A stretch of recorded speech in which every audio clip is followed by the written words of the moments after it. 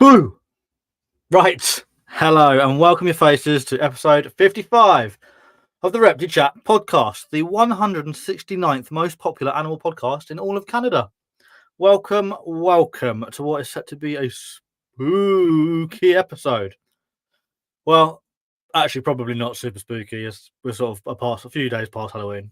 I think we're sort of over it, but there may be the odd spooky twist. A bit of housekeeping as always, and then we can get started. First up, Patreon. Patreon supporters, you folks are on screen now. Thank you very much for your continued monthly support.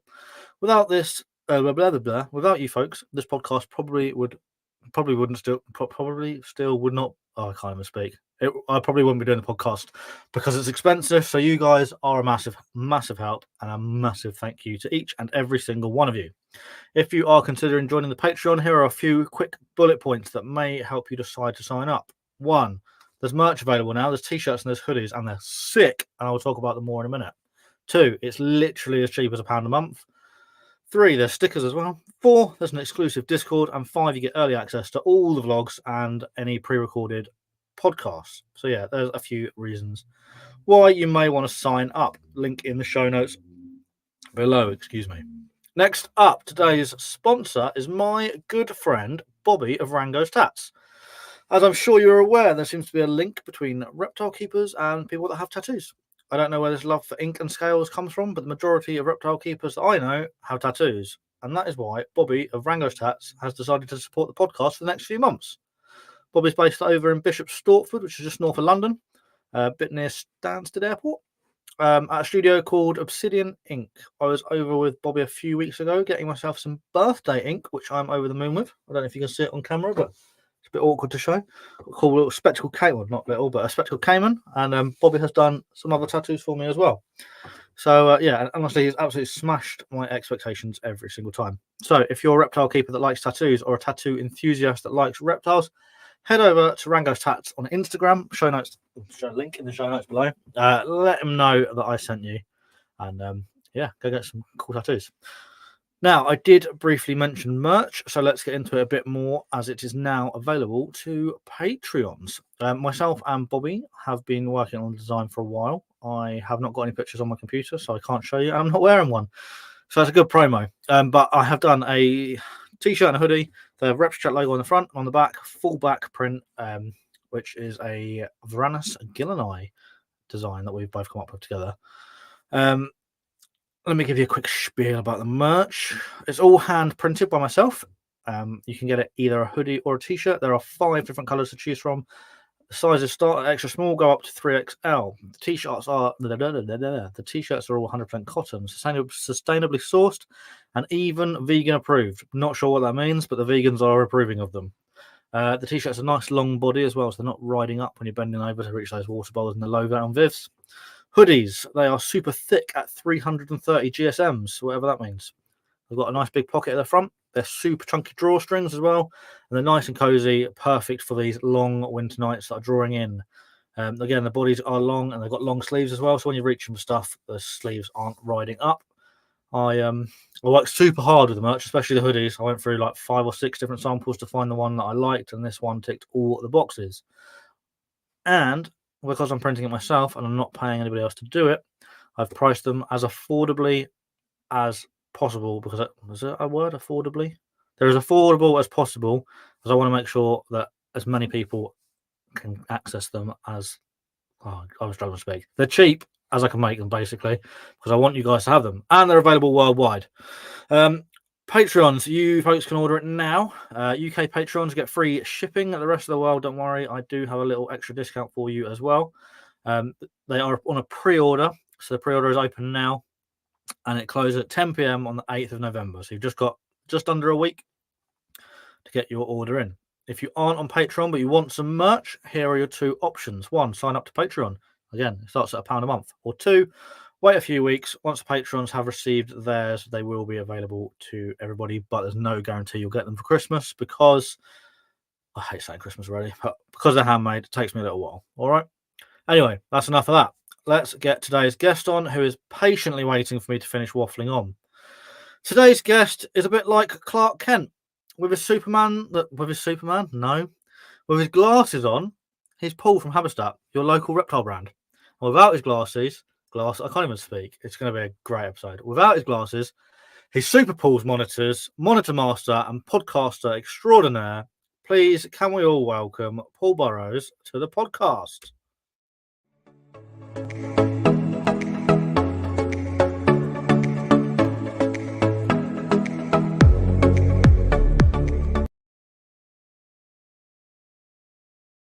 I just did that whole intro with the Patreon thing on the screen, didn't I? Yeah, you did, yeah. I was wondering if it would be there when I joined. Yep, well, I completely forgot to push that. Hello, Paul. Lovely to have you here. How are you, mate? After that wonderful intro, mate, I'm great. You? Yeah, I'm all right. I'm struggling to get my words out, apparently, but here's what it is. Let's see who's in chat quickly, and then we'll crack on. So we've got Dan saying, yo. Fiona, lovely to have you here. Nice little ghost emoji. Matt, thank you very much for joining. Leo, thank you very much for coming along. Serenity, lovely to have you here. I hope you sorted your fish tank out. And Catty, hey up, mates. All right, Catty. Lovely to have you here. Thank you all for tuning in. Apparently, I can't speak today, so it's going to be an interesting episode.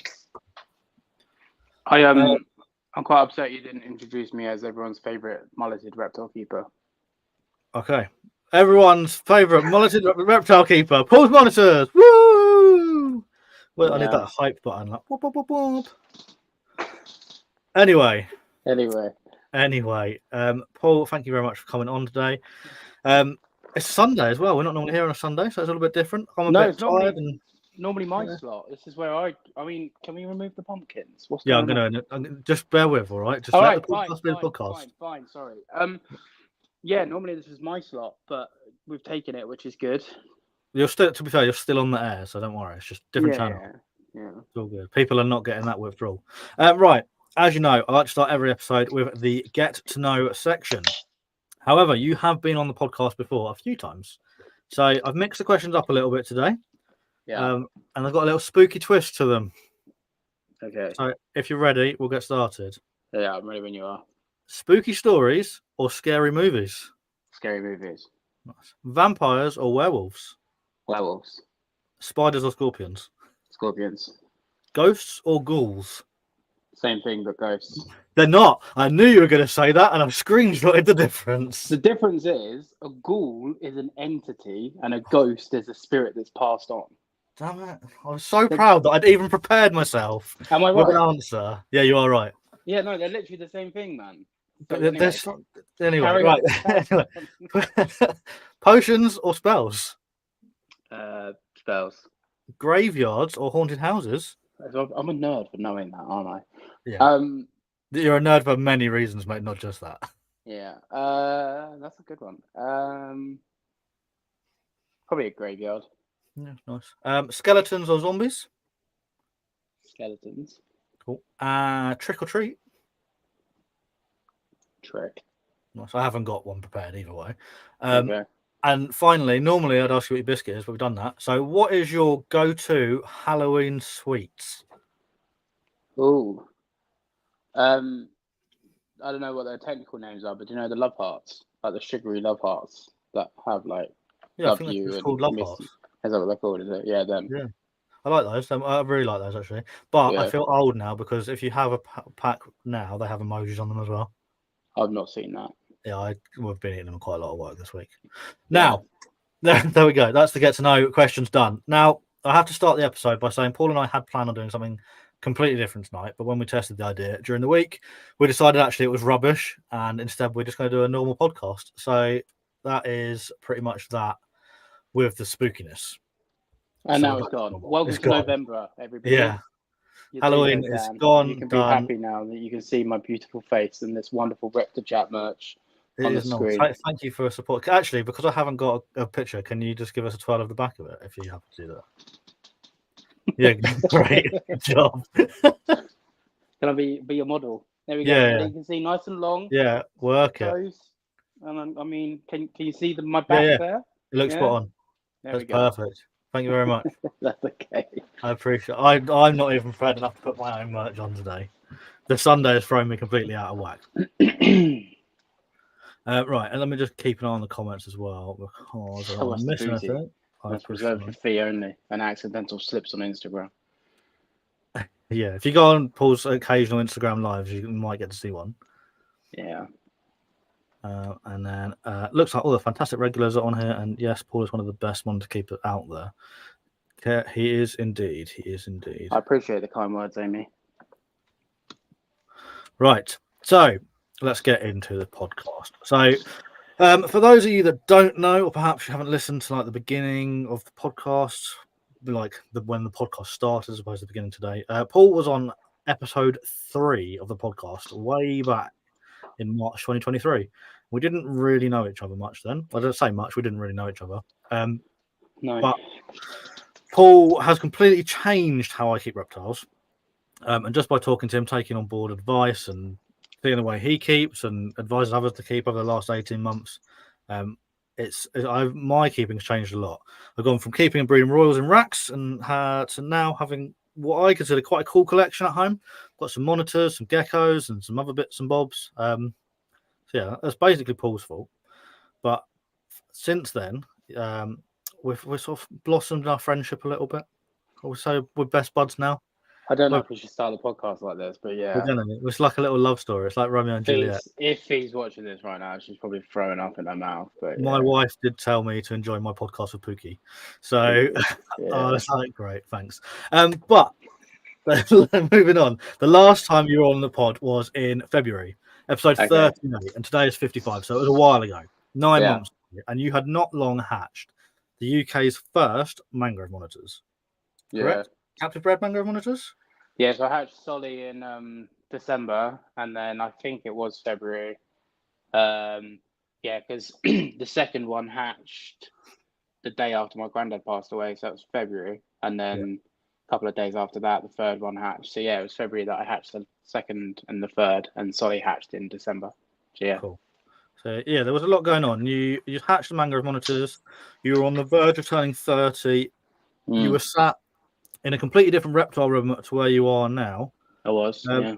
And I think you were still spending your day-to-day being a Sparky as well. So a lot has changed in the last 9 months. Yeah, man, it's been a bit of a whirlwind. It has. I was going through it earlier. I was like, a lot has actually happened in the last 9 months or so. So we'll start today, I guess, by asking you, how are you, mate? There's a lot going on. I mean, we'll take up the whole podcast for that, Ben. In short, I'm alive, but I have had quite a rough year. But just keeping it towards reptiles. Yeah. Things are going all right. I'm still really happy with my keeping and the animals I have. Obviously, we had to move house unexpectedly, sort of 4-ish months ago now. So there was a time for a couple of weeks where I didn't know if I'd be able to keep everyone and everything. And a couple of things did move on due to the move, and a couple of things still might move on due to the move. And our outgoings have gone up quite a lot to move to where we've moved to. But no, I'm okay. People probably notice I've not really been posting because physically and mentally I've been quite strained. But reptile-wise, everyone's still going. Everyone's still here. Everyone's still doing really well. So yeah, I can't complain, mate. There's people a lot worse off than myself, so I can't complain. Yeah, of course. But overall, still here and still good. That's what we like to hear. Yeah. And then animals are keeping you going, if nothing else. Yeah. Which is exciting stuff. So obviously there's many different things that we could chat about today. I don't really know where to start or where to go with the conversation. So I'm just going to start almost where we left off on the end of our episode in February. Mm-hmm. So 9 months ago, give or take a few months, you hatched 3 of the UK's captive bred mangrove monitors, first ever. Mm-hmm. How are they doing now? What's going on with the lizards and how are you finding them? Yeah, I mean, Solly's still here, obviously. Big Solly. He's almost a year old now. I think it's the 8th. I've got his egg up in a frame up there. I think it's the 8th he was hatched of December. So, yeah, 11 months old, coming up to 11 months old. He's doing really well. I've been socializing him, not as much as I want to, or should do, should I say, just through time constraints. But he's currently living with, hopefully, what will be his girlfriend in spec. And I can hopefully produce some that aren't parthenogenetic. Yep. My goal would be to produce captive mangroves and get them into zoos. That would be pretty cool. Just like Yeah. donate them to some zoos, so I can see that these animals have gone into like zoological facilities. That'd be pretty fun.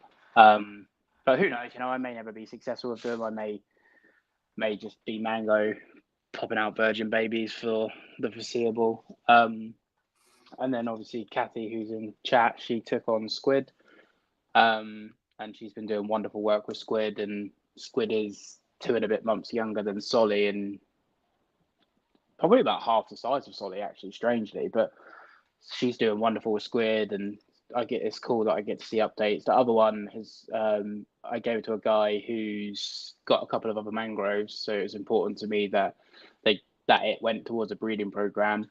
Yeah.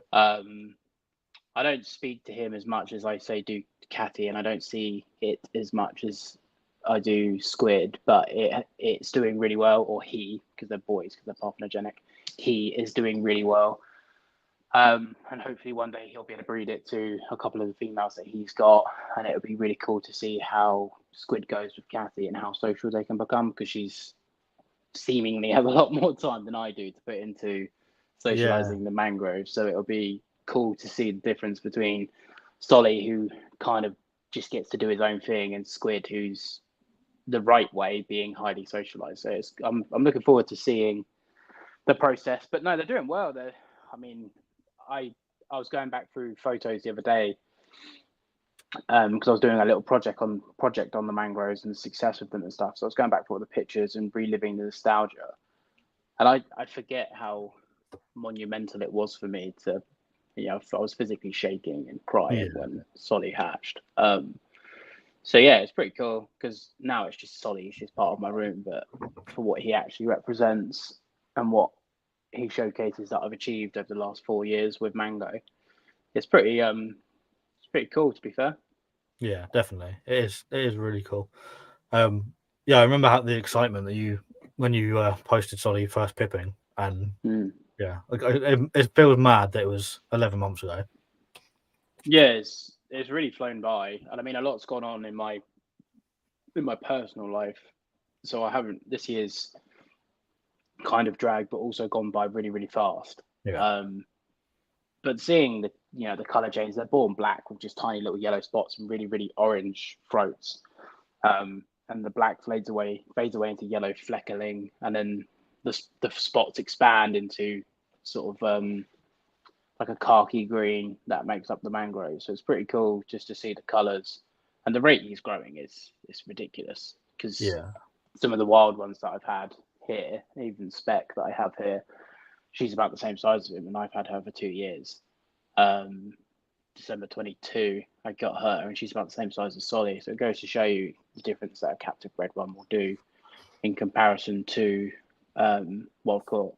Yeah, definitely. That's a perfect segue. Because my next question I was going to ask you is how, obviously, you've kept mangrove monitors for 4 years, you say?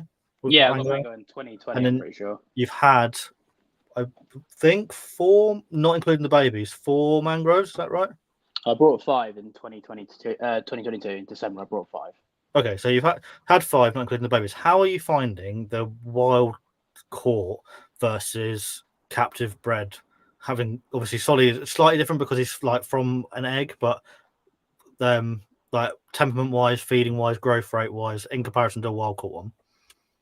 Yeah, so I brought 5 off the shipment that came into the UK just to guarantee some sexes. The plan was never to keep 5, and then I gave away a pair to Dan in the chat, and he's doing well with a pair. And then I passed on another pair to somebody else, and sadly that pair passed away. Sort of 4 or 5 months after he took them on from me. And again, we'll leave it at that. I don't need to get into the ins and outs, but sadly that did happen. And I kept Spec, and Spec looks pretty much similar to Solly. So when I approach the enclosure, even though I've had Spec for 2 years, she'll just start off and hide. Whereas Solly just looks at me and he's like, "Oh, are you going to feed me? Are you like, what's going on?" He'll come right over to me. He doesn't huff, he doesn't whip, he doesn't bite, he doesn't charge. Squid's a little bit more feisty, or was a little bit more feisty. But again, with tongue feed, not an issue. They were all tongue feeding at a couple of weeks old. I'm still unable to tongue feed the one I've had for 2 years. And Dan has had his own trials and tribulations regarding the tongue feeding of wild mangroves. Mango is a bit of an anomaly. Most mangroves aren't as cocky and bold and bullshy as she is. Yeah. So when you see mango, you think, oh yeah, this is what I'm going to get from a mangrove monitor. It's just not the case. They're not. They're highly intelligent, but they're also very shy and recluse. Whereas the captive bred ones aren't shy. They're not recluse, and they're also not defensive. After they get to about 6 months old, 7 months old, and then they just switch and they're like, I'm no longer scared of you. Yeah. I didn't try the Mike's monitors socialization setup, which is effectively just water on the bottom, land on the top. Right. But I do have another egg incubating, which is due in February, and I'm tempted to try the socialization setup just to sort of see what a baby can become. But again, it's finding the time to try and socialize them, because when I met with Kathy to drop squid, I said to her, like, people always say to me, it must be so nice having all these cool lizards and stuff. But I said to her, it's actually quite nice that she's only got a couple that she can sit and just socialize with. And you're seeing that as a testament in squid, where she's actually being able to dedicate, half an hour to socialize this lizard, just sit and be in its presence. Whereas for me, it's normally running, gun, feed, clean, maintenance. So I'm trying to make more time for them, because like anything in life, the more you put in, the more you get out. But no, they're night and day difference. A captive bred mangrove, which are really hard to come by. Like obviously in the UK, to my knowledge, I'm the only person that's ever done it. Yeah. I'm definitely the only person that's done it in the last sort of 15, 20 years. So if you want a captive bred mangrove, you've got no choice but to go to me, and I only give them to the best homes. I don't breed them to sell them. That's not what I do it for. I only do it purely so I can give them to the best possible homes, which are going to enjoy it. And that's what this hobby is for me, is allowing people to enjoy these animals like I do. So it's wonderful that I get to see sort of the updates on the babies, and I might even keep this other one. I'm not in a, actually socialize it and enjoy it. I'm not in a rush to do anything with them, because so much has happened this year. I almost feel like I've missed out a lot on what it has been to have a captive bred mangrove. Right. Yeah. So this other baby, I might just keep it for a year and then, give it to someone. I know a couple of my friends are really interested in them, so just give it away to them after I've raised it for a year, just to try and have the full experience. But no, they're night and day different. They're completely different. You can't compare them to the wild ones at all. Like, especially in America, where mangroves are like sort of $50 and they're just throwaway animals and people keep them in not the best conditions. You can't compare that animal to something that from the day it takes its first breath, it's interacting with people. Yeah. No, that's cool. That's interesting. But having never I don't know why I can't speak today. Having never had the experience of a side by side wild caught versus captive bred anything, it's nice to hear how different they are, and it does surprise me how different they are. Yeah, it's something. This is the first time I've had wild caught. For example, here there's a captive. No, that's a lie. There's wild caught tree minnows in there, and then Cada is captive bred. Cada's not in there. Wild caught tree minnows in there. Cada and Raven over there, which are captive bred. Yeah. Cada and Raven will just jump out onto me for food. They're not the most social tree monitors in the world, because again, I don't have the time to really habituate them. But it took me 3 years to get Kermit to a point where he'd be calm and just sit like that. So I've seen it from adults in regarding to Prasinus, but to actually go full circle and then produce a baby from a wild animal to then raise that baby alongside wild similar aged at a similar time was it's a real eye opener. And it's something that you can't really be taught, because it's all well and good sitting here and saying it, but until you've physically witnessed it or dealt with it or worked with it, you don't quite comprehend how different it. Like if I knew what I know now, and I was in America, for example, where you could buy a captive bred one, because in the UK you can't. Because again, I don't sell them. I just give them to people that I believe like are going to do the best with them. In America, there's 3 people, I think. There's Kai Fan, Matthew Dove. I think there's someone else. So you could buy a captive mangrove. For me, it's night and day. Like, I would never entertain a wild one ever. I would just save and save and save and save and get a captive bred one, because they're so much better. They're much, like, you actually see them. I mean, exclusive for everybody right now. Let me see if I can flip my camera quickly. Bear with me, everybody. No, that's the wrong button. Here you go. Proof right there. Yeah, that's mad. So that's captive bred mangrove. He looks so chill as well. Asking, you know, he's not fast. Let me go. Keep stay there. I don't know if it's going to work or not.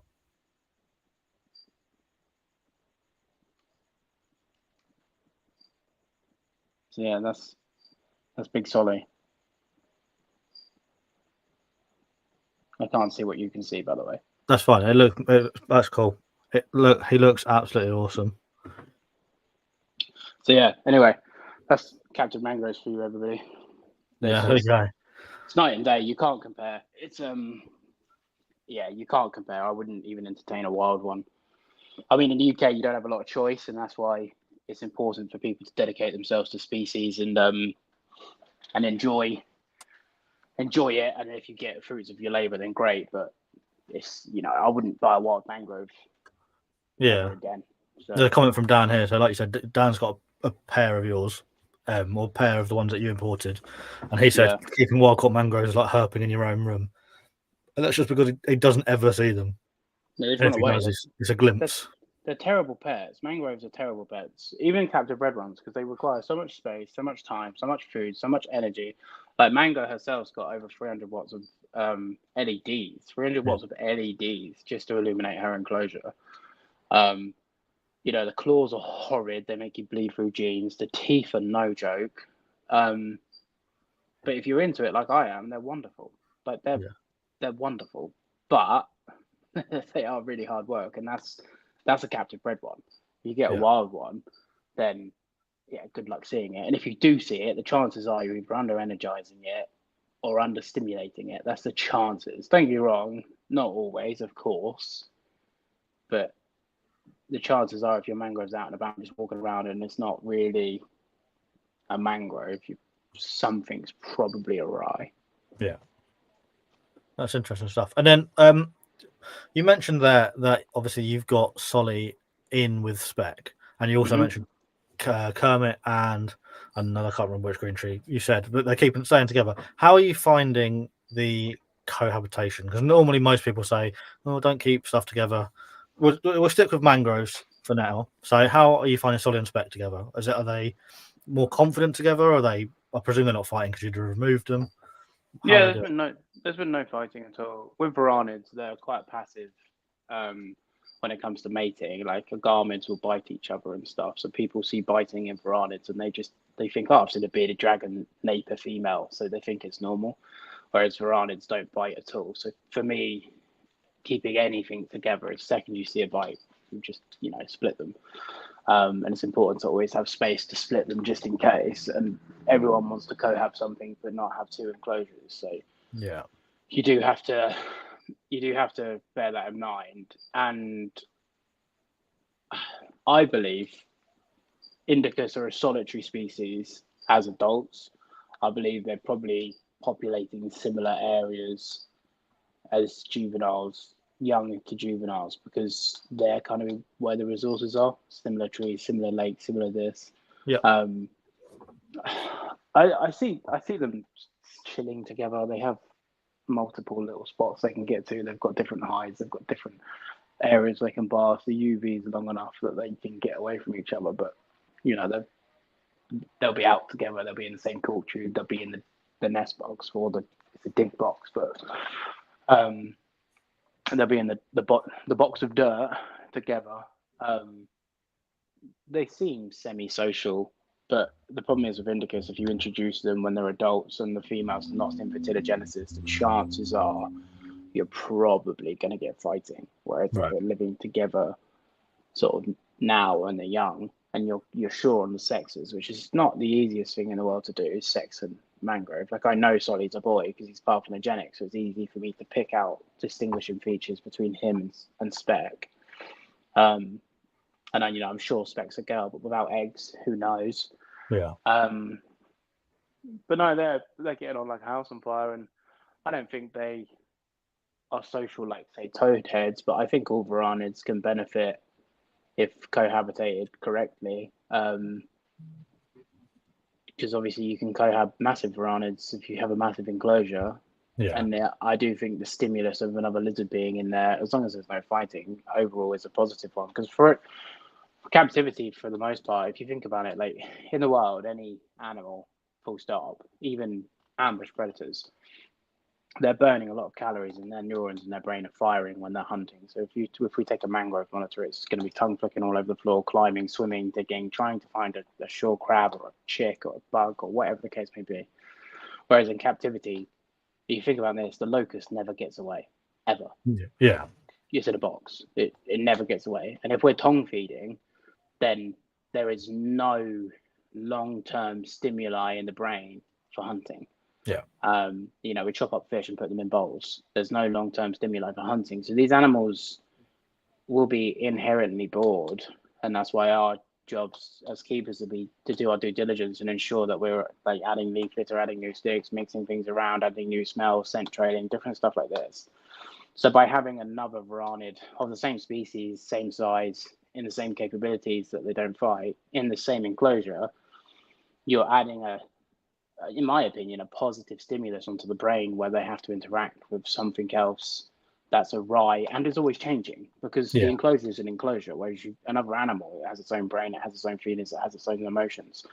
So it will interact with its environment as it sees fit, and then they can interact with each other as they see fit. And now you can definitely keep monitor lizards and all reptiles for that matter outside of a couple of species which are proven to be communal, Stenodactylus and toadheads and stuff. But if we stick on the varanids, you can definitely keep them solitary. Of course you can, but then you have to work even harder as a keeper to make sure the enclosure's weekly changing. And even if that's just something simple like scent trading, it's something to give them a go. So I'm pro cohab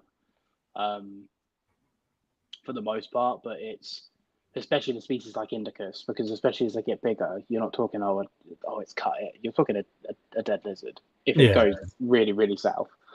But even with the Prasinus, I believe it's a net positive. It's just a case of making sure you have space to split them, and to making sure that they can share the resources. If you've just got like one halogen and a little basking spot in there, then you can't really cohab anything. You got to make sure that you're cating for both lizards, making sure the size of the enclosure cates for both lizards, or 2, 3, 4, however many it may be. I believe that raising babies together makes them a bit more bold. I haven't done it with the mangroves purely because I knew that they were boys off the rip, and I just didn't want to risk it. So I raised all the mangroves separately. But I do believe raising them together makes them more bold. It's almost like a learned behavior of one being brave enough to take from the tongs. The others will go, oh, he didn't die. So, yeah, I think it's important to constantly mix it up, and I think cohabitation is a net positive. Yeah, that makes sense. I think one thing that I don't know if I have a take from it, but if, say, you have one on your own, one living on its own, it gets spooked by you walking in the room or the light changing or a bird flying past the window or whatever. But if there's like two together, they sort of will become less spooky because they're making each other like jump almost, if you know what I mean. Like if you're on your own in your house, it's creepy when you hear a creaky floor, but if you know there's other people there, it doesn't scare you. Yeah, it can go both ways though, because if one freaks, it can cause the other to freak. Or as you say, if one freaks and the other one doesn't, the one that's freaked could go, okay, well, maybe there's not perceived, maybe the danger isn't as I perceived it, and maybe we are okay. So, which is helping in here because I have a captive bred, which is, bulletproof. And then I have the the wild one in there who's still flighty, but she is getting better since being with the captive bred. Yeah. There is a question up here. I've starred it from Leo, and it's not captive bred mangroves, but here's a monitor related question, so I'll pop it up on screen. He says, "What's the best way to socialize a young baby Aki?" Same as any monitor, really. Just make sure you take your time. Don't rush anything. If it takes you 2 years to get to a state where you want to be, then that's great, because 2 years in the grand scheme of things isn't particularly long. You can slowly put your hand in the enclosure and just sort of sit there for 5-10 minutes and then call it a day, and then keep repeating it and repeating it and repeating it. And eventually the animals will come over to you through curiosity. You can use food to bridge the gap. When I tongue feed animals that don't trust me, I have no interest in getting them to walk up my arm. I just, tongue feed. They'll take the food. Great. When they're tongue feeding 10 out of 10 times, I'll put my hand in the enclosure, then tongue feed. And then when they do that 10 out of 10 times, I'll put the food on the tongs near my hand. When they do that 10 out of 10 times, and I'll get them to say, touch my finger. The second they do that 10 out of 10 times, I'll get them to come onto my hand. Once they've come onto my hand 10 out of 10 times, and you can start working with them a bit more because they're comfortable. But you'll find that the second the animal can come onto your hand, not an issue in its enclosure. But the second you take it out of the enclosure, they freak out. So don't rush any of it. Just make sure you take your time.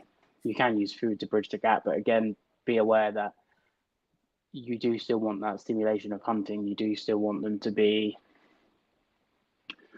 an Aki. You still want them to be foraging and rooting. You don't want to be tongue feeding them everything that they feed on, because the food and hunting and chasing, as much as, like I say, the bugs never get away, they always get out.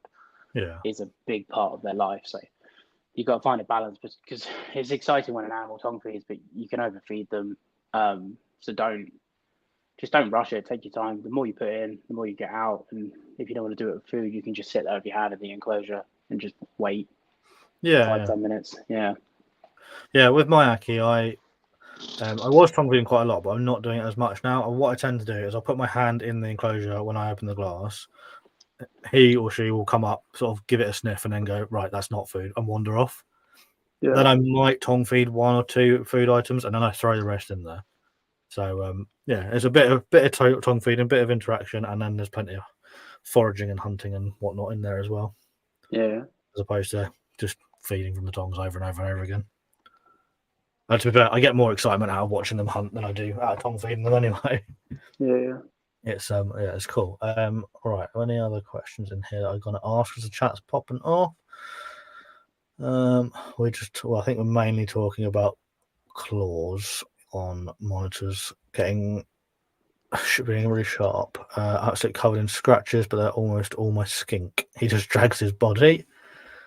Wait until you're holding a mangrove. Those claws are no joke. There is Serenity. Jojo is over £8. To be fair, yeah, Jojo is massive, so I'm not surprised if he's leaving the odd scratch on you. Yeah. The mangrove claws are like, because they're an all-terrain monitor, they climb, swim, and dig. Yeah. Claws just seem like the Indicus complex, full stop. Your claws just seem ridiculous. Prasinus, again, the tree monitors, they're ridiculous. And then when you hold Matt's adult Mitchellite, those claws, I Yeah, they're assume sharp. because they're climbing on rock cracks and stuff, and they need to be able to pull themselves up out of water. I don't know, but those claws for a small lizard, they're ridiculous. Yeah. Yeah, definitely. Right, let's move on from mangroves. Since the last time I spoke to you, I can't remember exactly which lizards you had, but I know you have got some new ones since the last time I spoke to you. So, Raven, I think we'll start with. I don't know if Raven was here on the last episode or not. So, who is Raven? Tell us a bit about Raven. I got Raven in February. So it might have been on and might have not. Yeah, I did get her in February. I got her like the day of or the day before that my granddad was taken into hospital. So she's coming on to a year old now. She was a couple of months old when I got her. So yeah, I think it's December. She'll be a year. She's going great, man. I love her. She's wonderful. I say her. I'm hoping it's a girl, but I don't know. Yeah, she's growing. I need to upgrade her soon.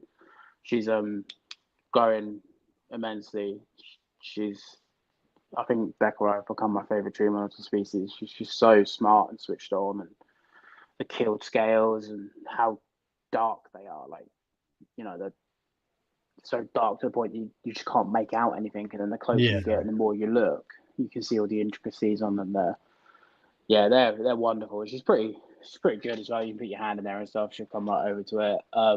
She's a little bit flighty still when she wants to do, but again, I've not done loads because she used to be so gentle and take food off your hand perfectly. She's not that lizard anymore. She's proper she goes for food now like any tree monster will. She's crazy. Launching out, mouth open.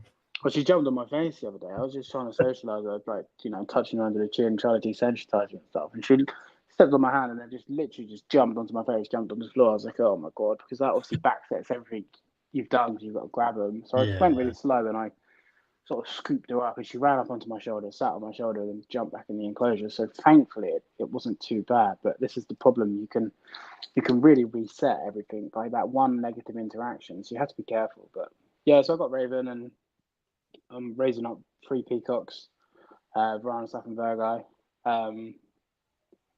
which are only young. I've seen the peacocks in real life. I love the peacocks. They're pretty cool. The yellows are starting to come into the legs, and the blues starting to come into the back. They were. I wasn't intending to get them, but they were at a price I couldn't leave them, and I just went for them. So I've got them now, and they're shy and you hardly see them, but they are. When you do see them, they're a gorgeous lizard. So yeah, who knows what the future is with the peacocks regarding of how social they'll become and stuff. Yeah, but they're pretty. I've had Timorensis and Timorensis. Affenberger used to be Timorensis, and they were reclassified into their own species. Comparing the two, they morphologically they look the same, but the colours on the peacocks are night and day different. So, yeah. Yeah, that's cool. Just another quick comments as well. Michael is in the chat. He's saying Raven is the best. What an amazing lizard. I was anti Black Tree, and now they're in my top 3. Yeah, Black Tree's great, man. I've always liked green and black animals forever. I've always had an affinity towards green and black, and green trees were always my favourite. They still arguably are. Like, how do you pick? Like, when you're looking at them, because the thing is, the personality makes the animal. Yeah. So you can go, I prefer the look of a green tree, but you could own a blue tree as an example. That's just an absolute doll, and you love it so much. But Raven for me, maybe because the tie to my granddad, maybe not. I don't know, but Raven to me is, she's amazing. I definitely adore her a little bit more than the others, and I don't know why, but she's just something special. Yeah, there's just definitely something about her. Having seen her in person, she almost has quite. I know she's, like you said, she's a bit more flighty and she's jumping on faces at the moment, but she sort of has quite a gentle demeanor about her. She does, yeah. She's going through her teenage years at the minute. They all do it, where they're a bit more cocksure of themselves and they'll jump around a bit more. But no, she's wonderful, and just the jet blackness of how physical dark they are. It's pretty impressive to see in real life. Yeah, nice. I'm with you, Dan. I'm team blue. I like them all, but I'm colourblind, so I don't see them properly anyway. But I like the blue ones because I can see the blue ones. But yeah, they're all nice. And then not only monitors, you have got a few other lizards that have arrived, and I know you've had some difficulties with certain ones as well. Oh yeah. So we got, if you're all right, we got bloodsuckers. We can talk about those. Yeah. So I've got some pseudocolotes, which are Javan bloodsuckers or false colotes, which are a tiny little form of forest lizard endemic to Indonesia. They're sort of, I don't know, not even 2 inches, an inch and a half snout to vent. Really, really, really long tails, spindly long legs. Couple came in pretty beaten up. Massive teeth for the size of the lizard. Yeah, massive teeth. A couple came in pretty beaten up, and I did sadly lose a couple. But I got a few sitting there. That will just be a little passion project. They'll just, hopefully, if I do ever get any success with them, I'll just leave them in the group and they can just, because I don't know how long they live.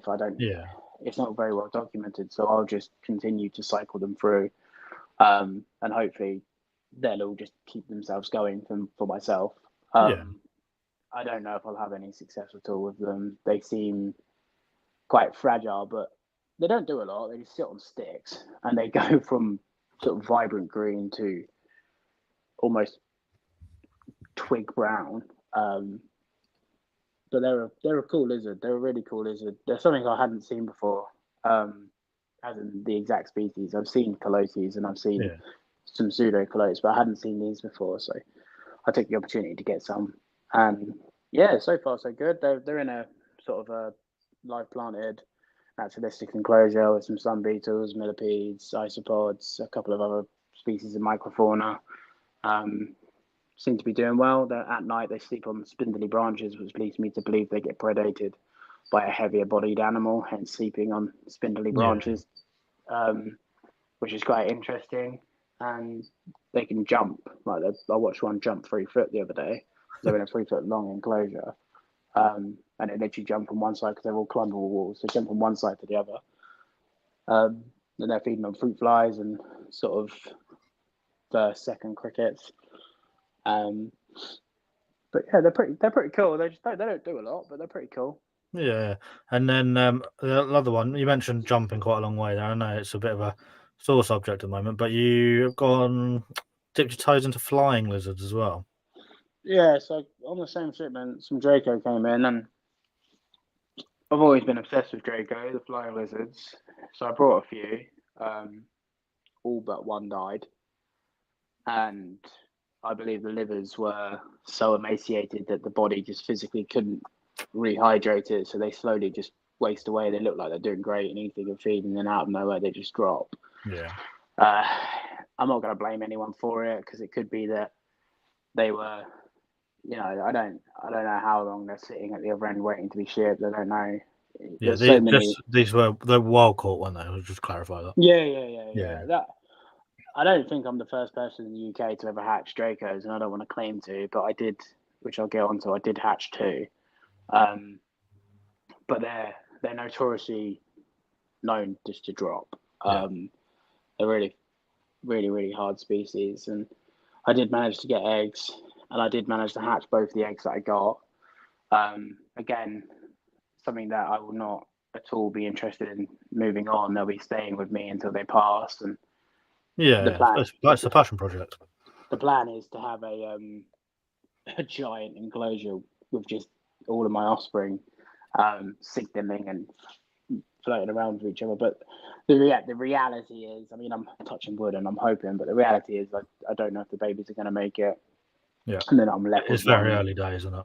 Yeah, I've heard that the first 2 weeks it's not likely, and if you can get them past 2 weeks, then they'll be okay. One was born quite a bit smaller and weaker. One hatched quite a bit smaller and weaker, and the other one has been eating. So I'll find out more in the next couple of weeks. But again, I've got one lone animal here and the two babies. So it's just a little project for myself. I think they're possibly my favorite species I've ever kept. They're really, really, really cool. But they live fast, die young kind of lizards in the wild, let alone in captivity.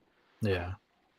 So hopefully I can establish a group of my own stock and just keep replenishing it. But I need more stock to come in for biodiversity. But for right now, it's looking like that's a trial and fail. But it was cool to hatch them. The babies are a clone of the adults, even to the patterns, the chevron banding, the colours of the tongues, the shape of the heads, and the wings are already out and coloured. So they're pretty cool.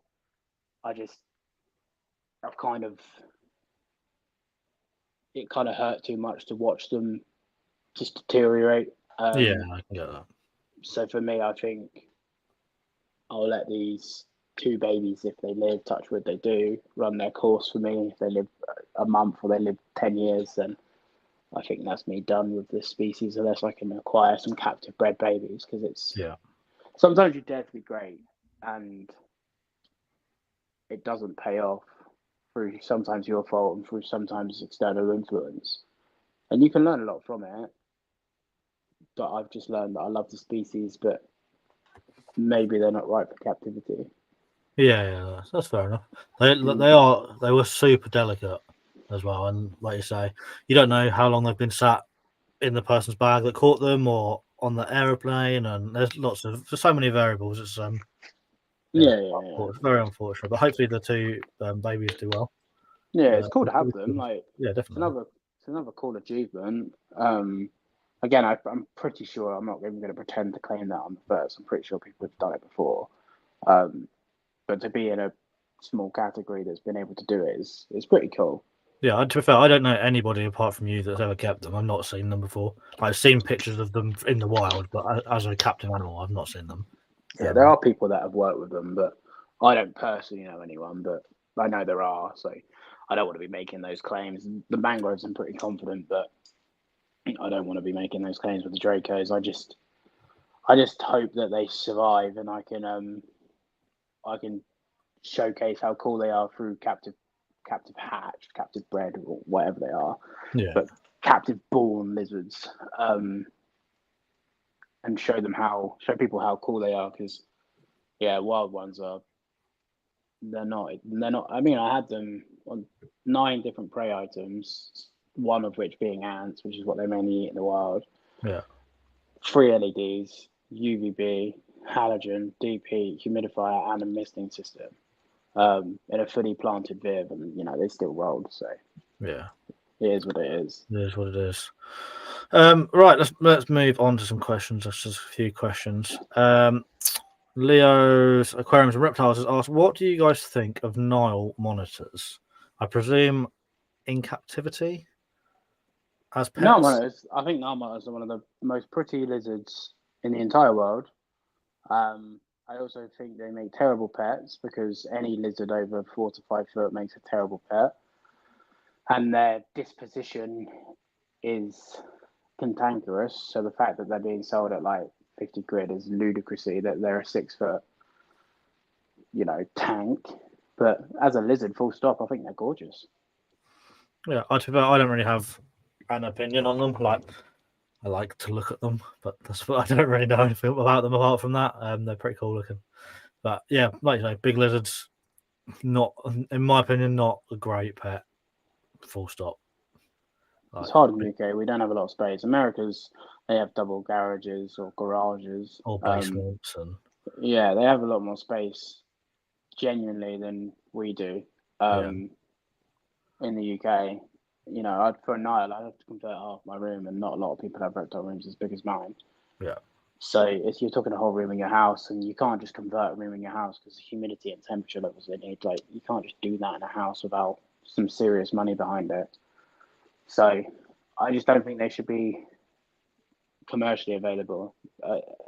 So they're a stunning lizard, but they're just not designed to be pets. Yeah, that's fine. Back on the Dracos quickly. Reptiles and Research says Frank Payne has been breeding Frank Dracos. Payne has been doing it for a while, yeah. He has said himself that babies are really hard to hatch, and he has said himself that 99% of people shouldn't get into them because they just die, and he struggled to establish some, and then he ended up with captive bred stock, which was the plan. Yeah. And I think the secret is to get gravid females, hatch the babies, and raise captive bred stock, because he himself said that he's hatched loads of babies and they just die. Yeah. And again, when you've got the kind of species like this where there's not a lot of information on them, you kind of just guess and hope, and you learn from your mistakes. And Frank has been successful and has had a lot of mistakes. No discredit to the man, but that's the only way you learn, when you're pioneering something. Yeah. But if you talk to Frank, I'm sure he'd say himself that don't buy them. Yeah, that's fair enough. It's about, like, you need to be, I don't even know what you need to be. You need to have a lot of commitment there. And it sounds like you need to import a lot of them to have any chance of keeping them, like keeping your stock at home up. Yeah, I mean, if you could get a captive bred population, I think the situation would be like mangroves. Captive bred would be 10 times different. Yeah. You take out the whole stress factor of import and the whole stress factor of just trying to acclimatize something. But the thing is with Draco, they've been around for hundreds of millions of years, like pre-dinosaurs, unchanged. So they're a species that's ancient and they've not really changed, which shows that they've evolved to fill their niche. They're not exactly willing to adapt and bend to captivity, so like a bearded dragon is. They're a species that if you don't get them right, then they're probably not going to do well, which is fine. Like, we have great technologies nowadays in reptile keeping. And I don't question my care at all. I just believe it was a bad import.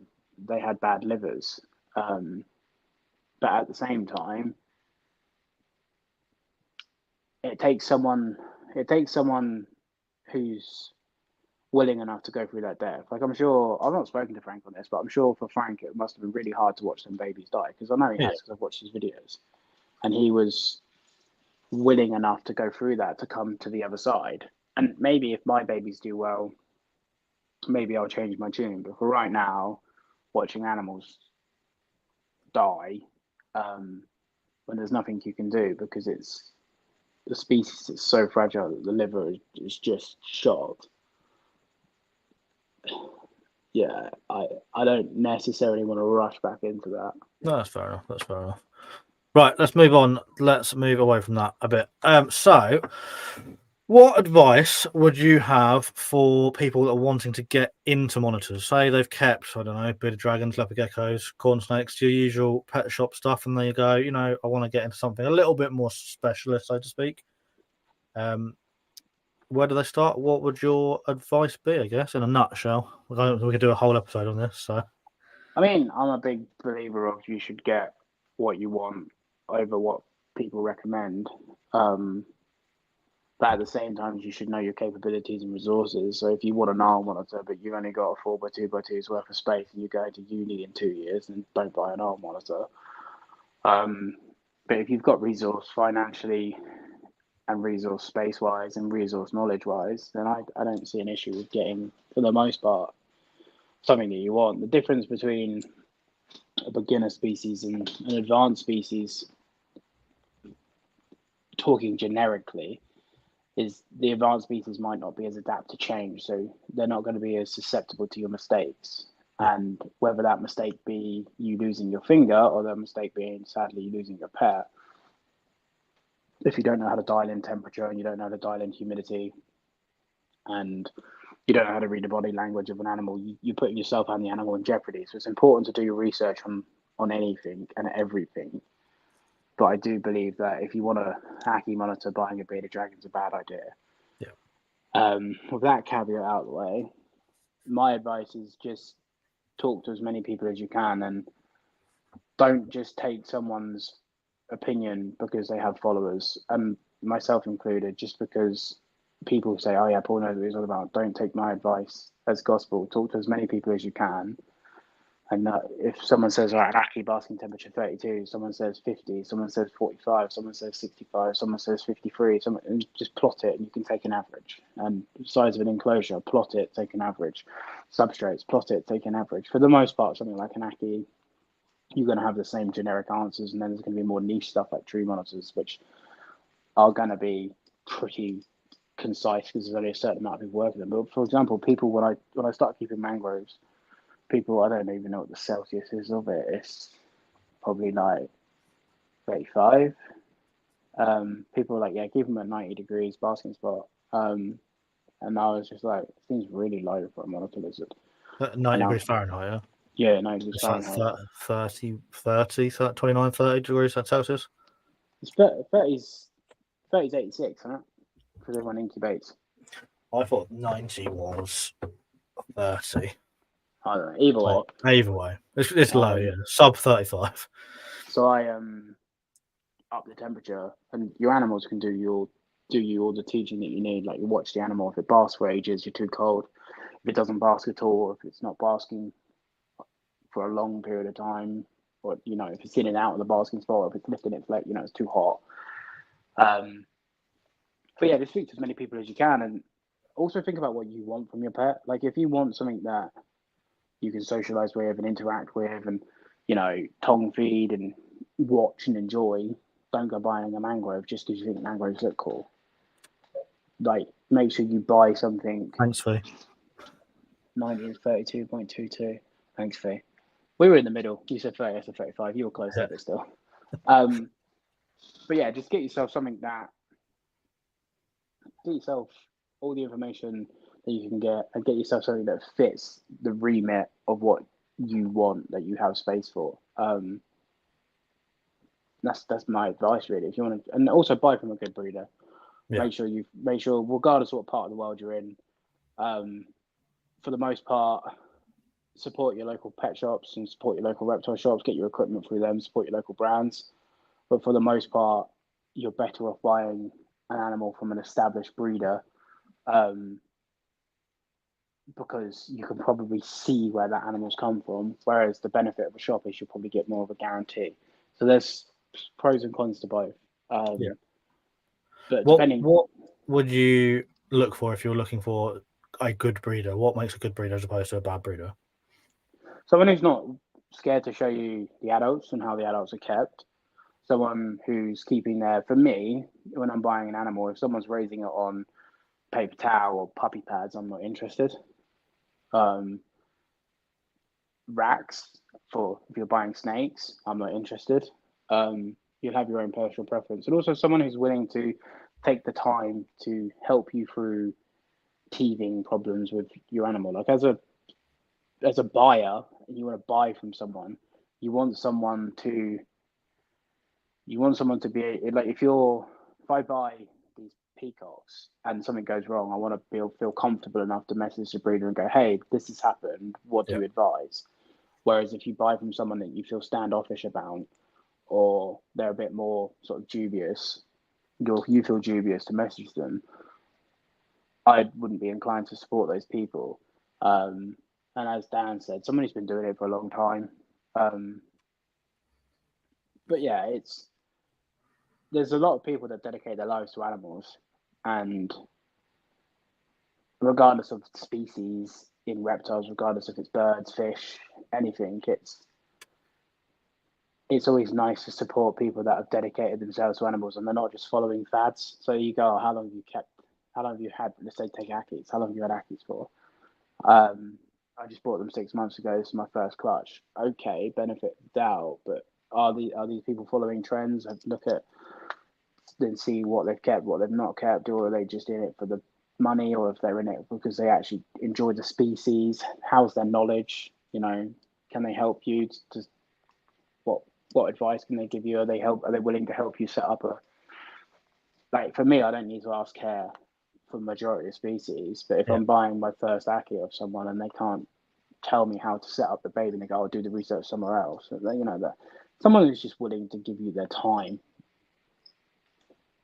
Yeah, definitely. And talking of giving their time, I know that when I first bought my Gilleneye gifted my fucking, I can't even speak. Let me start again. I know when I got my Gilleneye from you, I messaged you a lot, especially when I was setting up the Viv. Like, what do I do? How do I do it? And Cathy's just said, you're putting up with messages constantly about squid at the moment as well. Having the time. I don't class myself as a breeder. I do obviously produce animals. Yeah. But it's nice to be able to give them to people that are going to look after them. And I'm only here to help people with their animals, regardless if I've gifted you them or not. I'm not interested in this whole. When I first started Pulse Monitors, I wasn't interested in becoming a somebody. Yeah. I was interested in helping animals. Everything I kept way before Pulse Monitors popped up on Instagram. And I just wanted to help people do better. And then I ended up gaining a following, and people are like, now I'm losing followers every day now because I barely post. It's wonderful. But now people are like, oh yeah, you're this and you're that. I'm like, I'm just not. And I'm happy that, like I say, I'm able to get animals to people that are going to take care of them, because I'm not interested in breeding animals and then just selling them. That's not why I do it. It's about getting them to people that take good care of them. And that's all it is. And I think you can tell that with people. But at the same time, some people just want to make money, and that's fine too if that's your stick, but that's not what I would like to support. Yeah, that makes sense. There's a question here that's just popped up that I'm pretty sure I know the answer to, but we'll pop it on screen. What do you guys think from a well-known Aki breeder saying you don't need UVB for more than 3 hours a day for Akis? I wouldn't listen. There you go. Answers that. I would. Yeah, that's ridiculous. The sun's It up. doesn't matter how well known someone is or how not well known someone is. Knowledge is free, and you can find information out for free. And I think anybody who thinks an animal that comes from the middle of Australia and literally lives in the sun only needs the sun, because we can't replicate the sun, but UVB is part of the spectrum, and the color of the lamp as well is part of the spectrum. So if they only need that for 3 hours a day when they've got like 14 hours of light, yeah, I wouldn't entertain it. I used to get all bent out of shape with people not giving monitors UV and or only doing. Nowadays, I don't care. I just do my thing, and if people want to follow how I do it, that's completely fine. But for me, how many hours of UV did I have in the wild? What's the UV levels, or what are they liking? Because obviously the UV levels will be higher, but what are they basking at? What are they enjoying? How many daylight hours do they have? And how is that looking? And then for me, that's how I keep. How are they filling and fulfilling their environmental niche? How are they living? How they've evolved to live? How many daylight hours do they have? How long are they exposed to the sun? In the winter, does that change? In the summer, does that change? Do they have seasonality? Do they have variation in weather? Look at that and then just replicate it in a box to the best of your ability. And there is nowhere in Australia that only receives 3 hours of UV. So I wouldn't personally entertain it. No hate to this big breeder. I wish him all the best, but I disagree with that opinion. Oh, yeah. Riddler, it's nice of you to turn up. We are pretty much at the tour, coming towards the end, but it's nice for him to actually pop in because he's not normally here. Hope you had a nice roast dinner. Right, let's move away from your personal keeping, because I mentioned at the beginning that you were being a Sparky day today, and things have now changed. So when you don your glasses, you are Paul from Habistat, and you are, tell us a bit about that. Yeah, so I was offered a job to come and work for Habistat, really. It was a kind of out of the blue. It happened the end of last year. I got a phone call kind of out of nowhere. It was like, hey, do you want to apply for a job? And I was like, yeah, doing what? And they were like, oh, be brand manager of Habistat. I was like, oh, okay. So I went in for an interview. They sort of filled me in what it would be like, and they were like, it's going to be different to obviously being an electrician, but we can teach you and help you learn everything that you need. They've been really, really great and patient with me learning the job role, really helpful. And it's just nice to have a passionate reptile keeper behind a passionate reptile brand to, try and steer it to benefit the lives of reptiles across the face of the globe. So just kind of happened out of nowhere. It wasn't something that had been planned or I applied for. It was just generally, I was at work, I received a phone call, and I just was in shock. I was like, oh, okay, yeah. And then I had to do a few things in my personal life to make sure I could get the job and take the job. So I had to make a couple of sacrifices, but I'm trying to chase passion in my life and chase purpose in my life. So for me, it made sense for where I am. I didn't enjoy being an electrician at all. Yeah. And yeah, I've been doing the job now since the 1st of March, and I've learned so much. I still have so much to learn, but I have some really big plans. I've got some big ideas, and I'm hoping I can, over the course of my life, really make an impact on the lives of all herpetofauna and invertebrates, and hopefully hopefully change the way that we keep in years to come. That'd be pretty exciting. It is very, very exciting stuff, to be fair. And from what I can see from the Habistat social media, it looks like you have a lot of fun at work as well. Yeah, I mean, I didn't expect to be running through the woods with a sheet on my head, pretending to be a ghost for Halloween.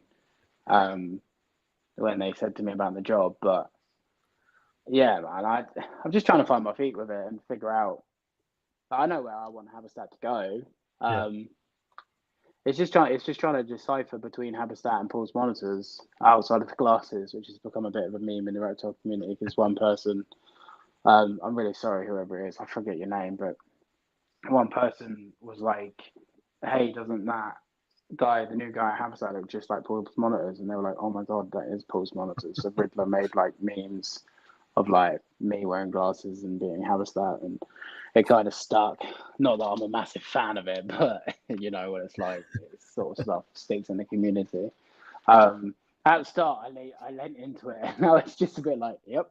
Yeah, I don't think you helped yourself to start with, to be fair. No, I did kind of lean into it and send Riddler some clips to do his magic, but no, it's I work with animals. I come home, work with animals. Yeah, I can't grumble, man. It's something I always wanted to do.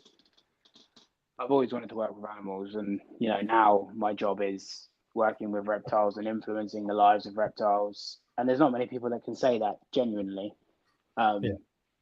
As much as we all try to on social in our own little lives, I've been given a golden ticket, and I feel a little bit like, you know, Charlie and the Chocolate Factory, because they're a little electrician that, you know, no qualifications in this or that, and now I'm genuinely getting to put my brain to the use that I believe it was made to be, because I've always felt lost and I've always felt like I don't belong or I shouldn't be doing what I'm doing, and I always felt stuck, and now I feel like I'm at home. So it's pretty magical, to be honest. That's really cool. That's really, really good. And I'm sure Michael's not the only one. We want teasers, Michael says. Are there any Habistat products in the works that you can give us a little teaser about? Are you allowed to leak anything exclusive? We won't force you to, but you never know. I don't know what you're talking about, mate. No, nothing at all. No, that's fair enough. All I'll say is keep your eyes on the Habistat social media and like, comment, follow, whatever. But yeah, I don't know what you're talking about, mate. No, that's fair enough. Right, I think we are coming to the end of today's podcast. Is there anything else you want to mention before we do the wrap-up questions for today? No, I think that's it, mate. I'll thank you for having me on to have a little waffle about reptiles for a little bit. No, it's always fun. But yeah, actually, I'll ask you how you start the question for me. How are you doing? I'm all right. You know, work's all right. Animals are good. Just plodding on day to day. Nothing exciting to report, really. Apart from the merch, which I've been working more on the merch than I have been anything else for the last month or so. So yeah, hopefully that goes well. But yeah, it's all good. Animals are doing well. Usual stuff. Just got more morning geckos than I can count. Good. Yeah. Cool. I'll add as well. Where is it? There. That one. If you want to know the super secret species, join Paul's Monitors Patreon. Yeah. I won't. Yeah. I was not even going to mention the other Viv in the background. Right. So, last two questions before we finish up. The official podcast. I can't remember if I asked you this last time or not. I think I changed it after you were on the episode. So, double barrel question: if time, money, space, and legality were no issues at all, what A reptile would you like to keep, and B what non-reptile would you like to keep? I feel like I have been asked this, but I don't remember what I said. I can't remember if I asked you or not. I don't remember what I said. I would like to keep a Parenti. Nice.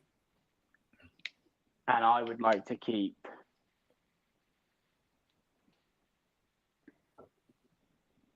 I really don't know, because there's so many animals that I like. We can split it into categories. Let's go Sea creature. An octopus. Mammal. Whatever dog that Fee wanted. Nice. In fact, she's even said that he'd like a dog. I generally didn't see that. To be fair. And let's go primate. An orangutan.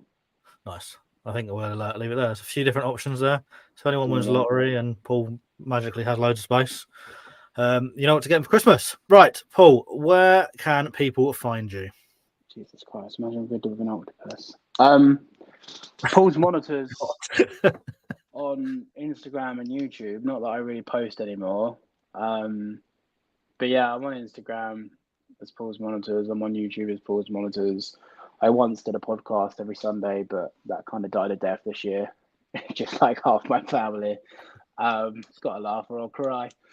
And yeah, Instagram, I still kind of post daily. You can reach me on Instagram. That's the best place to get me. If you need any help with your monitor keeping capabilities, you can message me. I don't bite unless you ask me to, Ben. Oh. Getting good already. Getting flustered. It's hot in the studio. That's it, really. I'm a shadow of my former self, but hopefully next year I can come back with a new lease of life. But until then, I reside in the shadows of Paul's Monitors on Instagram. Yeah, you're there, lurking away. You're a bit like Batman. You're there to help the people that need them. Yeah. And obviously, you can go and check him out on Habistat social media as well. So I'll make sure that I stick some links in the show notes below.